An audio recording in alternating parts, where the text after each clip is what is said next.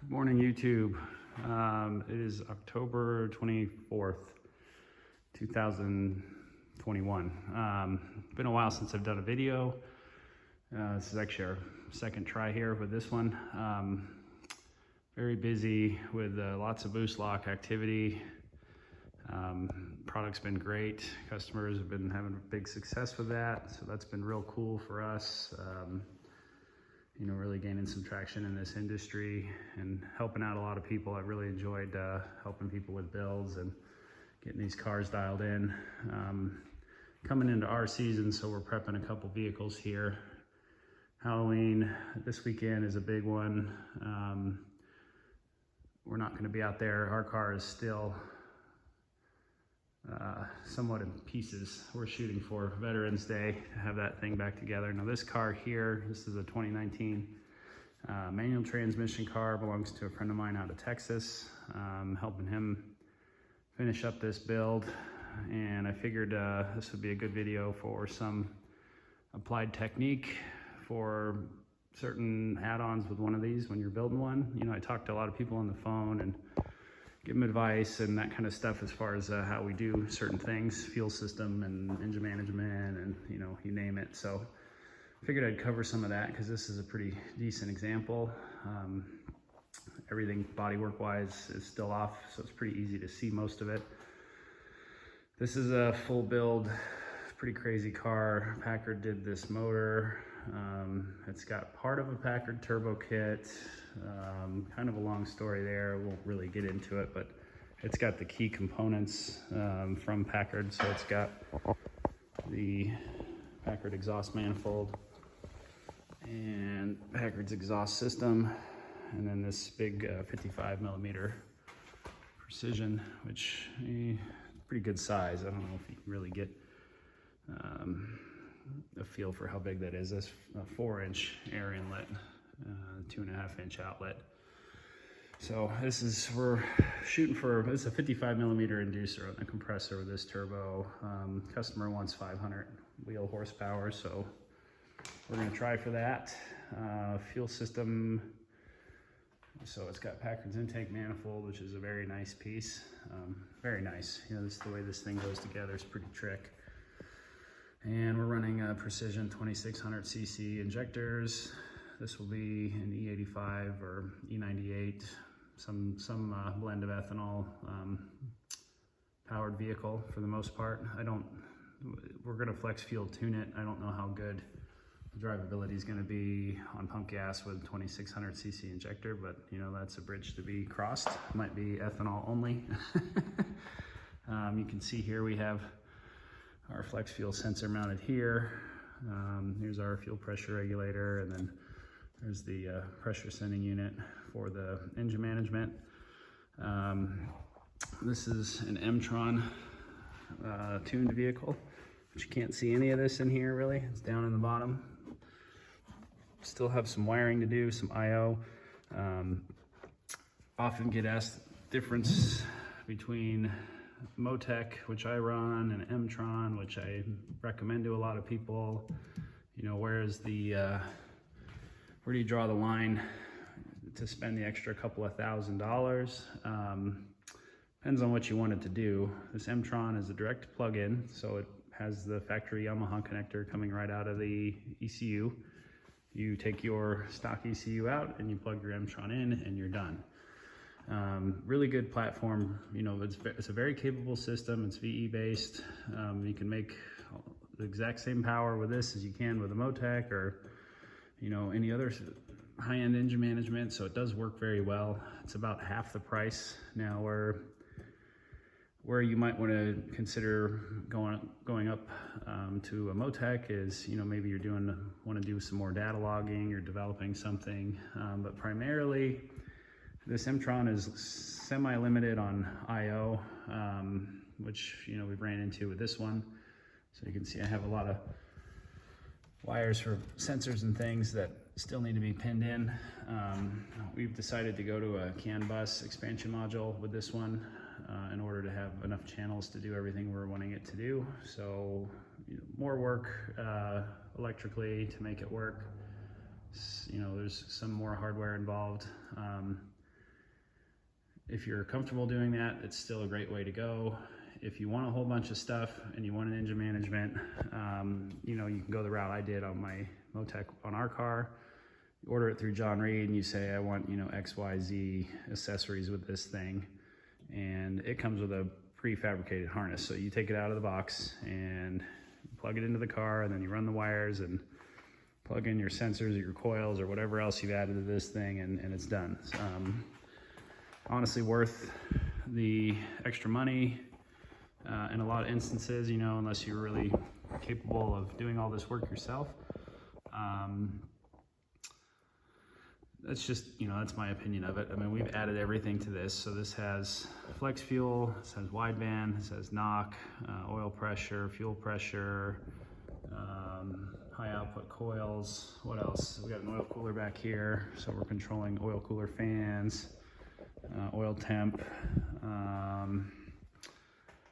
think that's about it. I'm probably missing something, but you know, so it's a lot of extra stuff that we've had to make a harness for and wire in to get it up. You know, it's more of a reliability setup. So all this extra stuff kind of helps you out if you ever get into a situation where you know, fuel pressure, for instance, like if your fuel pump starts to fail or something, rather than the car going real lean and blowing up, the ECU will kind of shut it down. Which, you know, saves your however much money you have invested in your engine. These things get pretty pricey pretty quick. Knock sensor is a good example. You can see it, it's right here. We typically like to mount them to there's an aluminum boss sticking out of the block here. It doesn't have a hole in it from the factory, but it's right at the top of the cylinder, right where you want it. You do have to drill and tap this. Easiest to do it with everything off this side of the motor, you can get to it, but that's a great spot to put one of those if you are adding one of those to your car. Now, let's see, what do we want to get into? Let's start with the fuel system on this car. So this has got our billet sending unit prototype. We will be bringing these to market pretty soon. This allows you, you know, you're not modifying a plastic housing. It gives you the -6 and -6 inlet and outlet to do a proper fuel system.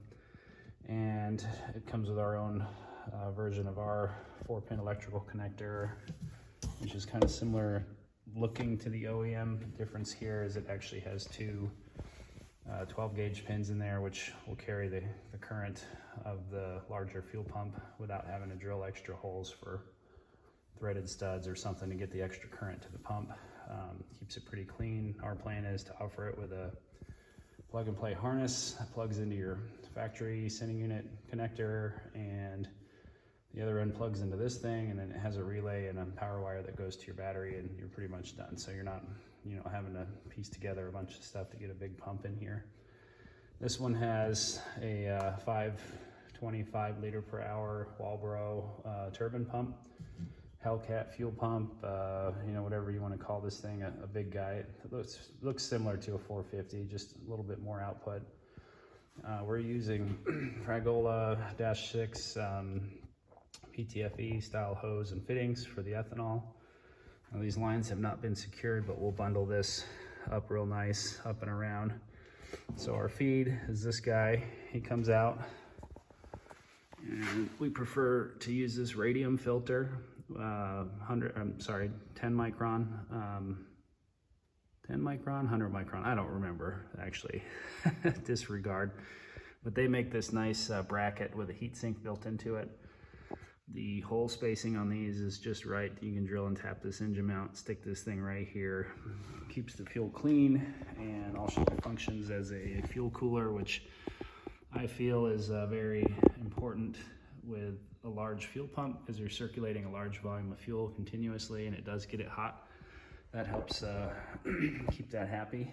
So go from the tank into this filter, comes back out of the filter and up around to the front side of the rail, and then we come out of the rail into our fuel pressure regulator, out to our ethanol content sensor, and then this line loops it back around back over to the same side of the motor and follows that other line. You know, this bundles together real nice when we tie it up and brings it back over to the tank. So that's useful information, I think, for somebody trying to lay out a fuel system. Save you a little bit of time if you're trying to do all these things.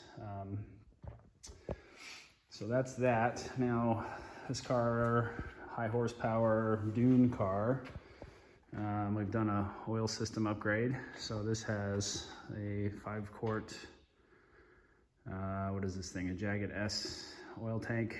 I don't know if you can buy these with an AN. We wanted to do AN, so we just converted this. We changed the inlet, and then it uses the stock little steel screen, filter screen assembly from your stock tank.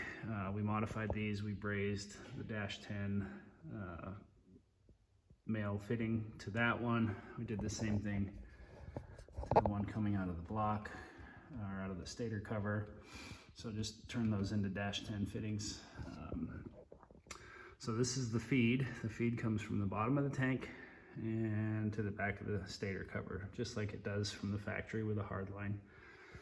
Now, where this gets tricky, and where a lot of people are probably wondering how you do this, you need this part. This piece is made by Mike Heinen's Moto Concepts. It's an extremely nice, well thought out adapter plate. So it gives you your hot oil out, dash 10. Underneath here, there is 2 oil passages, inlet and an outlet that would circulate the oil through your water to oil heat exchanger from the factory. This adapter plate blocks off that cross passage that's in there, turns it into just a single out for this dash 10. Nice O-rings in here. I mean, very nice part. Only way to do this, in my opinion. So very, very, very clean. Gives you the dash 10 out. That's your oil that's hot. That comes up and around. It goes into this CBR oil cooler. This is a small one. I don't remember the part number off the top of my head. 5200, 5201, I don't remember. Anyway, this is the smallest one they make ready to go with fans, which is perfect for this Yamaha. Plenty of cooling capacity. We added our oil temp sensor here. You know, preferably it would be nice to have it a little bit closer to the engine, but I handmade this fitting and put it really deep into this tank, so the probe on this sending unit is right where this hot oil is coming out, so it should be pretty accurate. Hot oil out, cool oil comes back out of this side, goes back into the tank and repeats. So pretty simple, very clean way to do this. We're doing this identical conversion on our shop car. Oil was, you know, we were getting some pretty decent oil temperature, having to let this thing cool down, you know, after a couple pulls. So this kind of a setup, you won't have to do that. We are controlling so this is a temperature sending unit, not just a switch. So that gives me oil temp to the ECU. And then through our IO, we're controlling a relay that will run these fans. It'll run one or both, depending on the condition.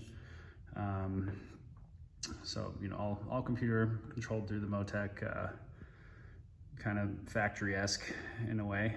Should work out really well. Now, as far as the turbo is concerned on this car, this is a partial Packard turbo kit. This is their exhaust manifold. So if we can get in there. So they kind of come up and around, and do a 3-to-1 collector here. And then into this turbo, this is a large precision, 55mm precision. This thing's big. I don't know, I can't really tell. I consider it to be like maybe a 35R sized turbo. I mean, the compressor's smaller, but very large. Looks cool in here. They weld the wastegate to the exhaust housing, kind of keep it simple. There's a bracket that kind of has a hose clamp to mount this muffler. The one I have is not long enough, but we're gonna fab something up to make this work. And then they put the turbo with the inlet facing the valve cover, and they use it, you know, I got a silicone 90 here that came with the kit. They gave me a huge long radius elbow for the air filter, which I mean, it was like back in the middle of the suspension, like no way it would work.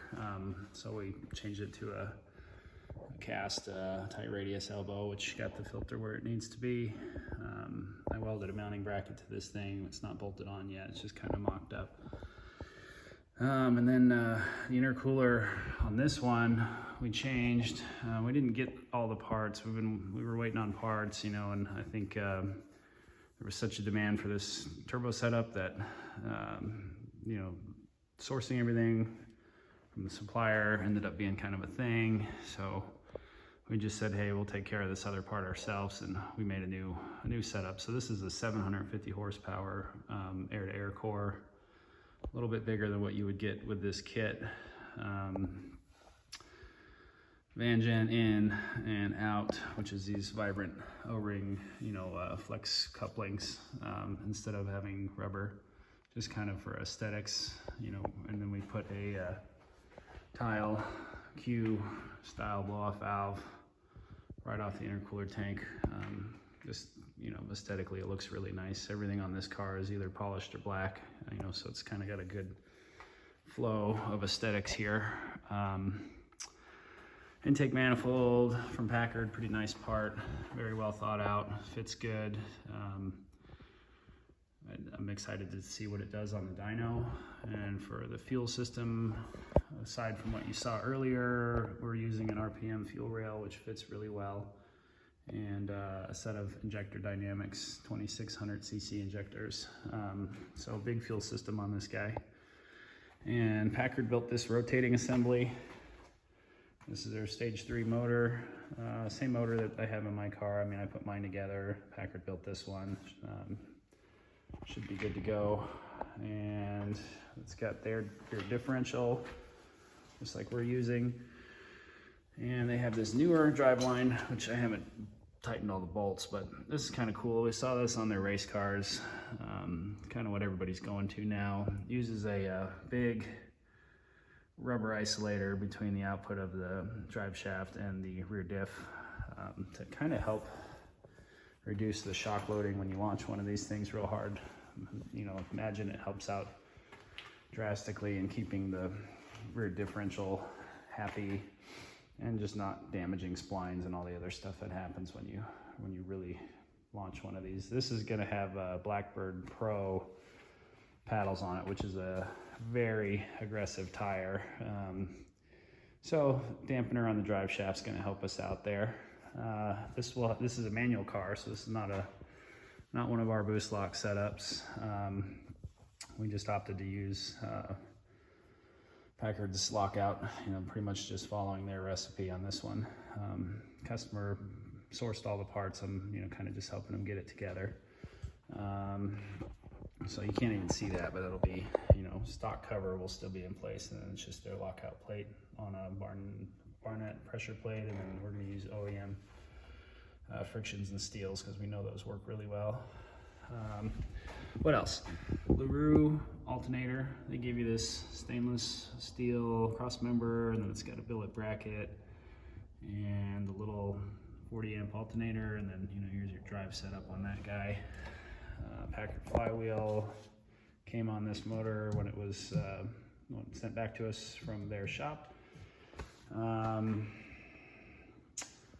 really talk about the ignition, so jump back to electronics side of things here. I made this bracket, clamps to the frame and mounts 3 AEM, they call this a dumb coil. It's a 3-wire coil without an igniter built in it, so it wires basically the same way as a stock coil. We need it for the ethanol.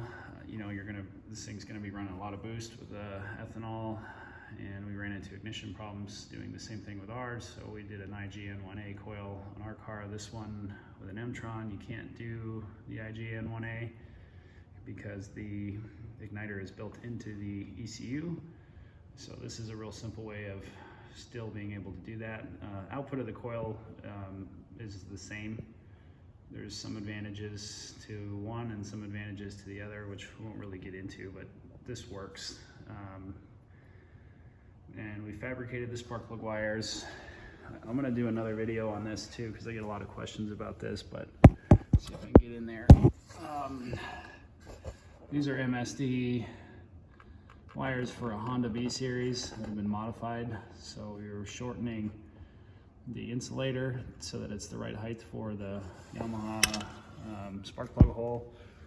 And then you're putting your own HEI style boot on the other end to plug into the coil. Fairly straightforward. Cutting the insulator is where I get questions. So like I said, you can always call me or message me and I can explain it, but I will do a video on that soon probably. This is getting more popular to do this external coil, so. I think that's about it on this one for right now. We're gonna finish this car up today, assembly. Got a little bit of wiring to do next week, and then hopefully get it to the dyno and get it off back to its owner. Again, trying for 500 horsepower on this one. I know we're gonna get real close to that. Should be a very fun, crazy setup, honestly. This car came to me completely stock, drivetrain wise, stock motor, stock exhaust, zero mods for power wise. He already had the suspension. He's running Matling's NXS Designs kit, same that we have on our car. It gives you 6 wheelbase and 6 width all the way around. It works super good for sand dunes. I mean, it's great quality. Love these. If you got one of these cars and you want really nice suspension that's not going to totally break the bank and that's going to be lightweight and work really good in the sand, through whoops or whatever, like this is a really good way to go. Our car, we run Weller revalved dual rate shocks.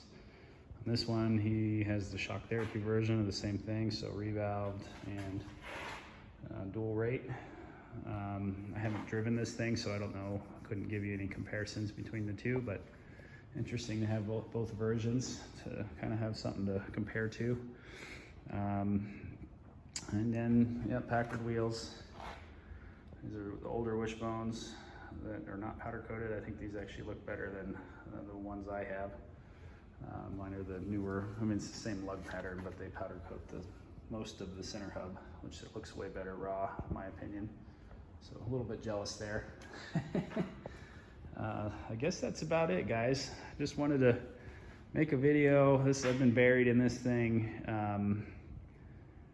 for, I don't know, probably close to 2 months on and off now. We got the car, got the motor out the first day it was here, and then we've been waiting for parts. So as they've been coming in, we're knocking it out. This, the turbo kit was a big one. We waited and finally got some of it, and we're still question on when the rest of it was going to come in. So we ended up just building what we needed to get it done. It's a little bit nicer, a little more custom.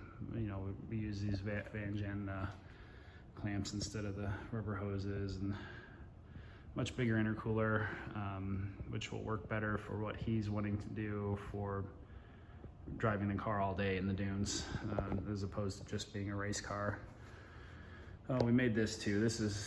We copied the Jagged S oil tank, and I made him a coolant overflow to match that, so it's the same shape. And obviously everything on here has been polished, but this looks a lot better than a plastic bottle. The back of this car is going to be left open.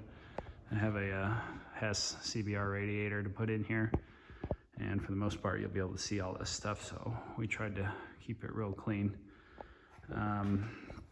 There's one more thing. I'm trying to remember what it was. I think we've covered most of it. Well, if it comes to me, we'll get it in the next video.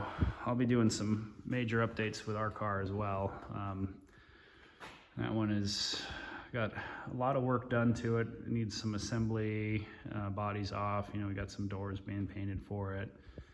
But hopefully in the next few weeks here, we got both of these things ready to go, and we're out having some fun. So Oil catch can. That's the last thing I was going to talk about. So we